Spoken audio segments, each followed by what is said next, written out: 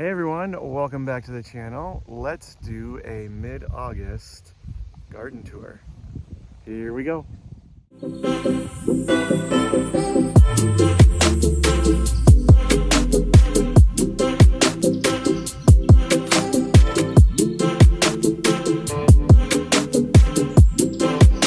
I am starting right here. This is a bouquet of zinnias and some scraggly sunflowers that we have that somehow got deposited by some chipmunks last fall and winter. So these are our zinnias, absolutely gorgeous. No, this isn't just a bare compost patch, kind of turning into that. But this is, you can see we're making progress on our potatoes. We're about halfway through. Donating a lot, still trying to eat as much as possible too. Potatoes store really well. If you don't know how to do that, I will have a video coming out on that, on what you need to do to prep for those. Here is all of our onions. So like I said, once these necks fall over, give them up to a week, and then you can pull these out and then they are good to go. If they're still sitting straight up like this, let them grow and you'll have some nice massive bulbs just like this. Like I said before, here is our outline. So to bring in all our pollinators, all of our zinnias, our ornamental kales, these are just getting massive. Our pumpkins are absolutely taking over the garden. So you can see this one vines pretty much all the way back to like over here. Brassicas are winding down, so cauliflower and broccoli are pretty much done. Kale is still churning out in the back corner, but Brussels sprouts are really starting to take off. They're getting tall here. You can see they're starting to form up in there. Again, we can't harvest these until that first frost date, so these are gonna grow for another probably 2 months for us here. And then here is our tomatoes. So 2, 3, almost 4 rows of Romas. Here is our Beef Masters and Amish Golds. So we're gonna get some good crop of tomatoes in here. Cherry tomatoes are just starting to turn as well. We got marigolds in there and some basil in between. One of the reasons why I plant basil and tomato together, because when you brush up against them, it's like you're in an Italian kitchen. So if you're not doing that already, just for the smell alone, highly recommend that you do that. Here is our dill patch. So this will bring in a lot of those beneficial insects, or those parasitic wasps and everything else that's gonna help protect your plants. So as you can see, they're just flying all over the place. Parasitic flies, wasps, absolutely love these, and then they will actually help protect everything else you got going here. Moving on is our eggplant. So we got some coming in early season. First time growing eggplant, so if you got any recommendations, let me know. And here is what my dad set up. I don't know if you can really see it, but here, this is maybe a better view. So here's our cherry tomatoes. Planted one on each side, and then we're letting it vine up over the top. As you can see, we didn't do the cherry tomato, the red ones, but we did the orange ones, and these are absolutely delicious.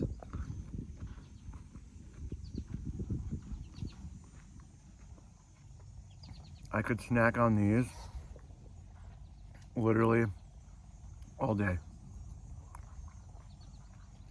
We have watermelon. So I think by hand pollinating them, here's some cantaloupe, some more cantaloupe, some more cantaloupe, some more cantaloupe, some more cantaloupe, and a ton of pumpkins.